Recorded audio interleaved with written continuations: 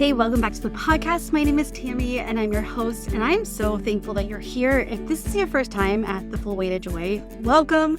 I already said it. I'm so glad you're here. And today I got such a fun message for you. I got a fun little acrostic that I'm going to talk about with legacy, and I really want to hit home that what are we even doing here if we are not doing something that matters?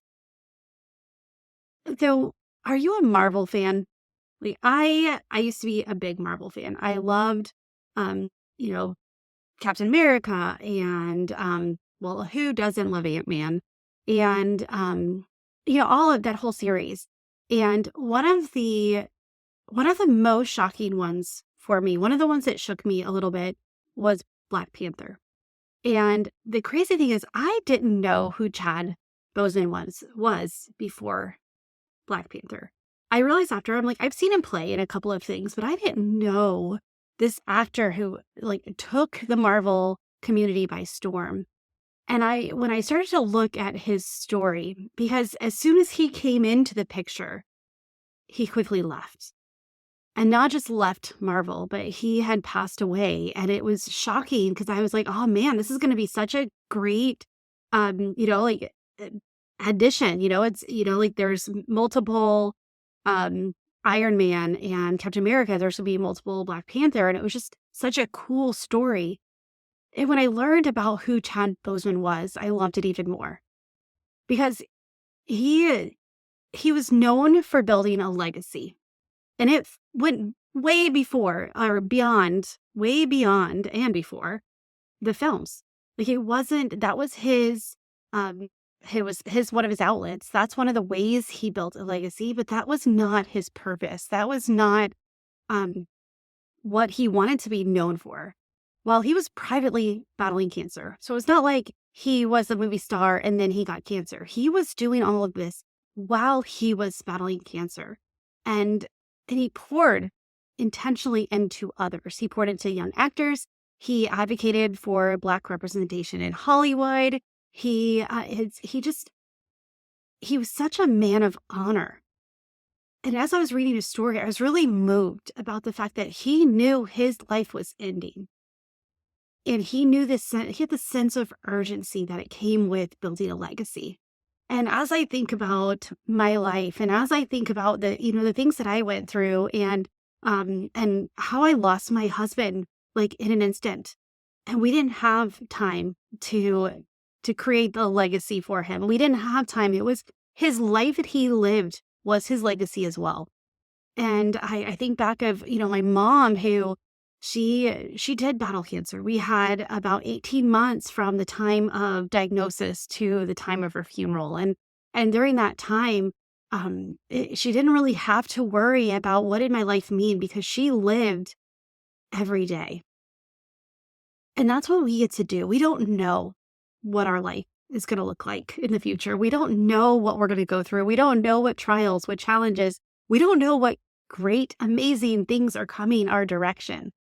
What we know is today, and I don't want this podcast we are not going to go dark with this podcast. I do not want you to start feeling bad and feeling guilty about how you've used your life, but I want you to ask yourself today, if this was all there was, what's going to be said about my legacy? Because when you leave, you do leave behind memories and how you affected and how you inspired and how you influenced others. And the crazy part is we can intentionally do that. So what made Chadwick Boseman's life go beyond made his legacy go beyond his life is that he aligned it with his purpose. He chose roles that inspired cultural pride. He didn't wait. He worked with urgency, knowing his impact mattered more than time. He knew as he was battling cancer, he knew that it was a losing battle. And yet he still chose to keep getting up and doing it and mentoring and pouring into others. And he made his mission to uplift others, mentoring, advocating. He gave generously. So what would change if you lived with urgency, with a sense of purpose, that someone like Chadwick Boseman would. I want to ask you today to challenge yourself and to see, because I know we have this, like, this longing inside of us for our life to mean something.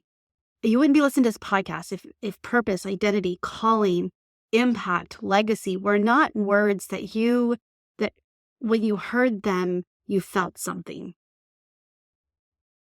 And so I want to challenge you to take some action today. I want you to think about what we're talking about. And I have an acrostic. I have something that I put together because I just, as I was like, okay, well, how do we create a legacy of intention? How do we create a legacy intentionally? And what can we do right now? Because again, we don't have to start not giant nonprofits. By pouring into others, we're leaving that legacy. By intentionally serving and to use our gifts to the joy and the peace and the benefit of others, we are increasing our legacy. We are pouring into that. And so I was thinking, like, how do we talk about this, or how do we describe it? And one of the things I love traveling. If you haven't known, I love to travel, and I love to see the different architecture that is around. I love looking at how buildings are created. I love looking at the different roof lines. And to me, I was traveling in Belgium, and I have some really great friends who live in Belgium. Like, really, it's family members. I love them so much. And one of the things they talked about, I was noticing the roof lines, and some of them are a little bit ornate, and like there's a lot of ups and downs, and it's kind of decorative. And then there's a lot that are very straight, that are level, that don't have a lot of elegance to them, or there's not a lot of decoration to them. And so we're talking about this. It's like, so how do they choose, or what was the significance of it? And in my opinion, I was like, okay, well, the ones that have the like the ups and downs and and I was like, maybe they're the wealthy people. And the ones that are just straight and simple, maybe those are the poorer individuals, and they weren't able to make it a little more grand. And it's interesting because it was the opposite. The straighter it is, the more level, it's because that grandeur, that they could make it level. And so it didn't need to have the fancy, like they did more on the inside. They did more. And so it's just fascinating to me that it was really these bricks and this decoration was to hide some of the flaws and some of the things that they couldn't do. Like, you couldn't get on a lot of the roofs of those buildings because they were not as strong, because they didn't have that ability in there. Like, they didn't put the money in the roof line to be able to go stand on there. And so it's just interesting to me. And I was looking at, what does it mean? And when I travel, a lot of times you see these amazing monuments. You see these statues, that are built for status and wealth and recognition. You see these grand, in parks and things. You see the statues of, these stately men on horses. And when I was in Greece, you see these elegant, like in marble, and even the statue of David. It just, the grandeur and the luxury, the wealth, the beauty. And no matter what material it's made from, over time, the elements are going to get to it. Over time, there's going to be, even the oxygen and the carbon dioxide in rooms. That's why in a lot of like art galleries, the art is protected in glass, because of the carbon dioxide is messing with the paints. And so the monument represents a legacy built for status, wealth, and recognition. But over time, it erodes, or it gets ignored. Like, it's at a park that you just walk by. It loses relevance because you don't know who that dude is. You just know clearly he meant something at some day. But then there's also that ripple. And I talked about the ripple effect, and how when you put a stone in, like, you throw it into the lake, there's just ripples, and it actually goes on further than you see, because of just the law of, objects in motion stay in motion. And so the ripple represents a living legacy, small actions that create waves of impact long after you're gone. And this is typically just like every single drop in the water, every intentional step you take expands onward, touching lives in ways that you'll never fully see. This is why I say you don't really know the true and the deep impact of your actions this side of heaven. You don't know how pouring into one person shifts their life and enables them to pour into 2 others, and then 3 others, and then 4 others. You don't see what your one moment can mean. And so what are you trying to build? Are you trying to build a monument legacy? Like, that looks impressive, that might fade, that on the outside it looks like you have it all and you are it all and that you really matter? Are you working on what truly is going to be lasting, that will continue to impact others for generation and generation and generation?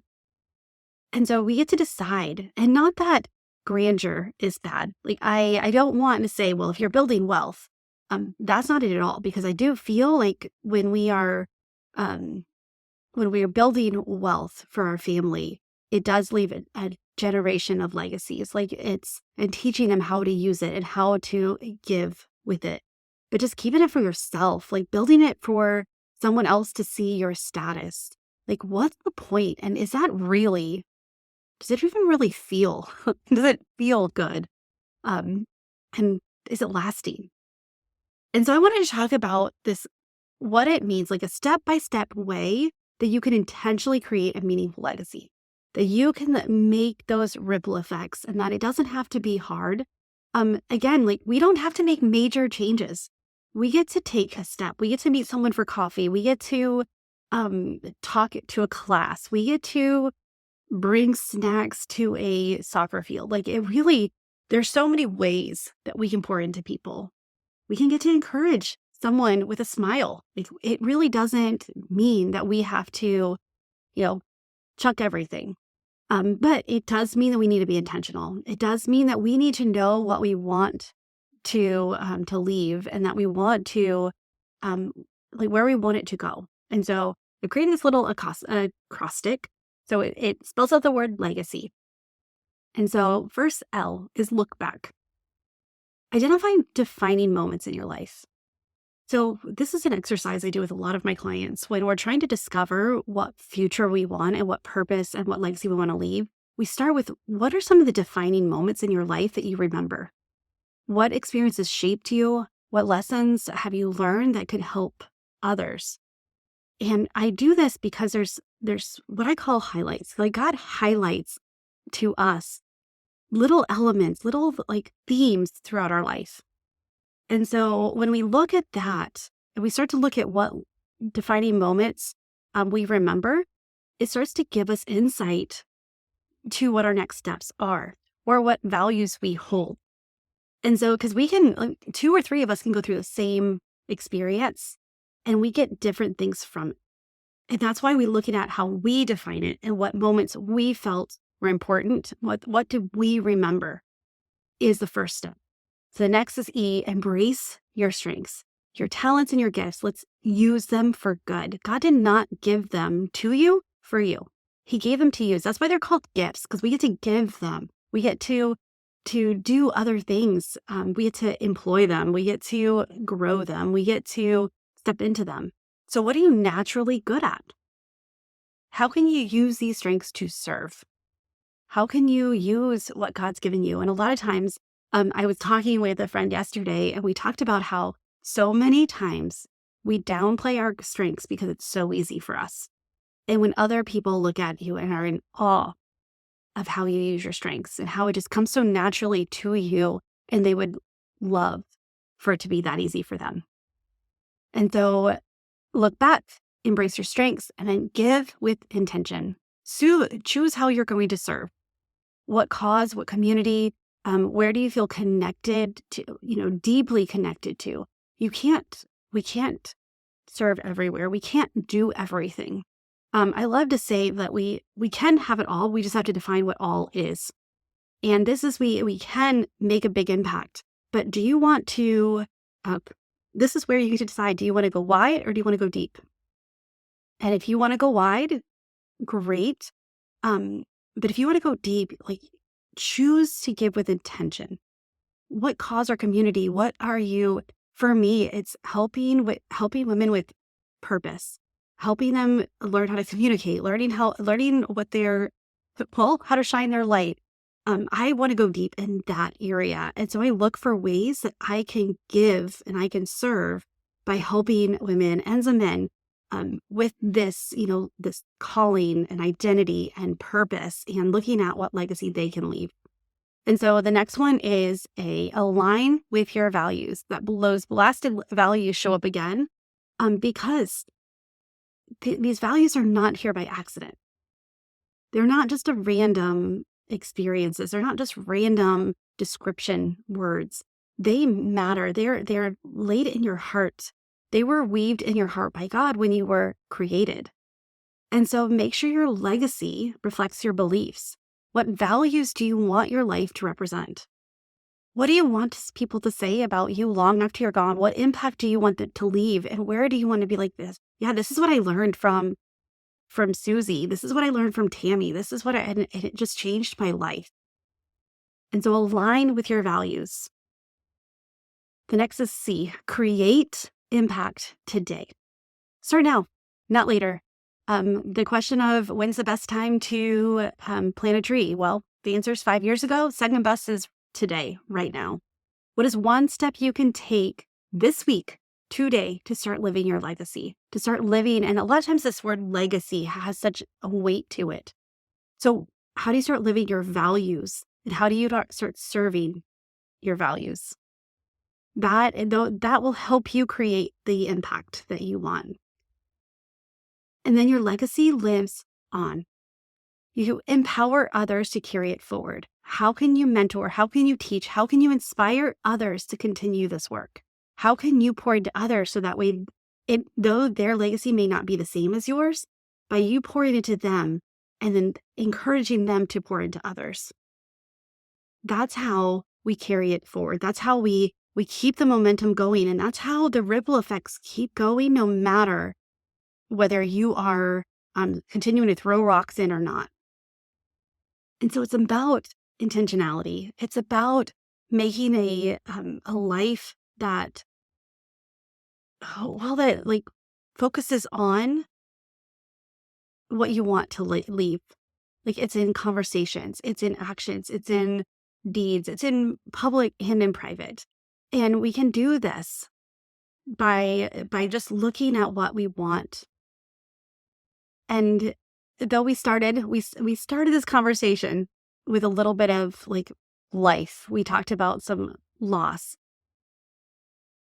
And I want you to know that this isn't a common thing is, when you get to your deathbed, because we're all going to pass, we all, that's one thing that is a given. And not to go dark with this. However, I really want to pour light on this, because what do you want people to say about you when you're gone?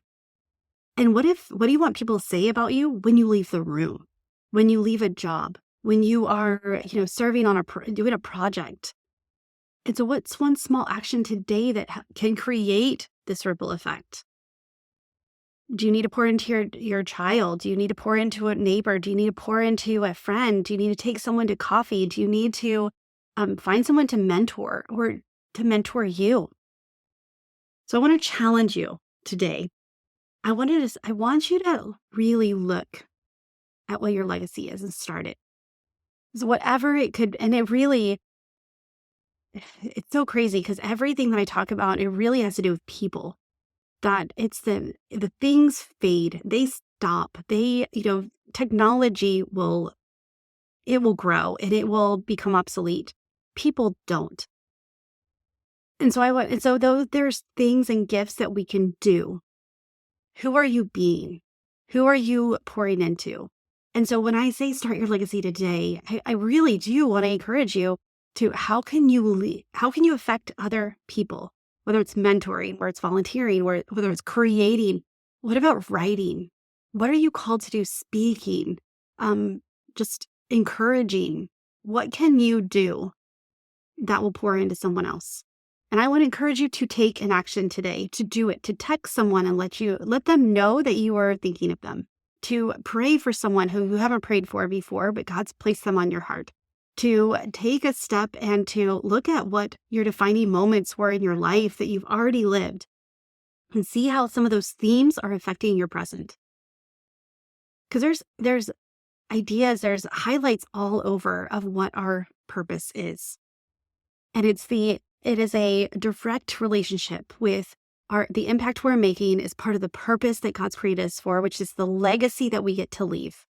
Like, these are not individual things and different concepts. They all feed into one, and we get to step into it. We get to get quiet for a moment. We get to pour into others. So I want to encourage you, no matter what you're doing, no matter what job you have, what your purpose you believe is, no matter what your gifts are, no matter what your values are, I want you to take a moment and just say, okay, with what I know about me now, what's one legacy? What's one thing that I want someone to say about me when I'm gone? One thing that I want people to say about me is that I cared, that I saw good in others, and that I help inspired others to shine. That's one of the legacies I want to leave, is I want people to say that I was able to shine because Tami gave me the confidence to, because Tami pointed out something in me that I didn't see in myself. And that is what I choose. I look for opportunities throughout the day to do, whether I know the person or not, whether I know if it mattered to them or not. That's a moot point, or as Joey says, it's a moot point. But it is the matter of that intentional step. And when God encourages me, when he prompts for me to just go in and do it. So I want to call you to action today. I want you to take the challenge and start your legacy today. So I want you to look back, embrace your strengths, give with intention, align with your values, create impact today, right now. Start now, not later, and see how your legacy lives on by empowering others. So friend, if you're ready to you are you're a high achiever, you are a go-getter, and I know you're tired. I know that you are exhausted. But I also know that you're longing for more. If you're ready to figure out what is holding you back, then I want you to go and take the quiz that I created after over a decade of working in this field and studying and learning and asking for guidance on this subject and praying about this. When you're ready to figure out what's holding you back and how we can start to get your legacy working today, go and take the quiz. It's 7 questions. It takes like 2 to 3 minutes. And I mean, if you're a slow reader, it's still maybe 5 minutes, but it is so short. But I know that is such a great first step. So I want to encourage you, TamiMurrayCoaching.com/quiz. Go take it today and start this journey. We don't want to wait until we're on our deathbed and say, I wish that this would have happened. I lost these opportunities. I regret not using the gifts that God gave me. I regret not discovering what God wanted to do with them. It is every day I get to get uncomfortable and push myself to use what God's given me a little bit more. There's an excitement, there's a peace, there's a joy, and there's a love, and there's a fulfillment in it that I can rest in the fact that it's God that's going to make the ripple effects, that I just get to take the action. And it really could be that simple. To go and take the quiz. And then also, if you haven't signed up for my next masterclass, going from success to significance. You want to figure out why success has been feeling empty and what to do about it. How to have success, legacy, and significance in your life. Come to this masterclass. I've created with you in mind based on questions that you have been asking me. And I just want to share some of my secrets and help you start to live the life that you were called to live. All right, the show notes, the link is in the show notes. And I'm so glad you're here, and I can't wait to talk to you soon. All right, bye for now.